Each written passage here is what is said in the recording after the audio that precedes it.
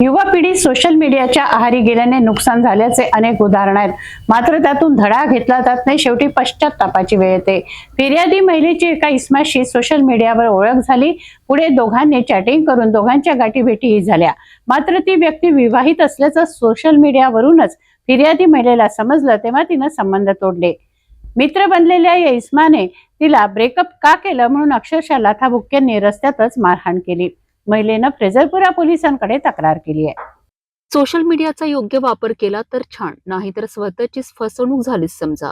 अनेक युवती सोशल मीडियाद्वारे युवकांशी मैत्री करून चॅटिंगला सुरुवात करतात. नंतर भेटीगाठी सुरू होते. मात्र कालांतराने सत्यता उघड झाली की पायाखालची जमीनच सरकते. अशीच घटना शहरातील एका पोलीस स्टेशनच्या हद्दीत घडली आहे. फिर्यादी महिलेची एका इसमासोबत सोशल मीडियावर ओळख झाली. पुढे दोघे चॅटिंग करत दोघांच्या भेटीगाठी झाल्यात. मात्र फिर्यादी महिलेला इंस्टाग्रामवर त्या इसमाच्या पत्नीबद्दल माहिती मिळाली. त्याचे लग्न झाल्याचे कळताच तिने त्याला यानंतर मला फोन करू नको, त्रास देऊ नको असे बजावून कायमचा ब्रेकअप केला. अशात मात्र 4 डिसेंबरला तिचे पेपर बॅक असल्याने ती पेपर देऊन येत असताना तो इसम दिसला. तू ब्रेकअप का केले असे म्हणून तिला लाथाबुक्क्यांनी मारहाण केली.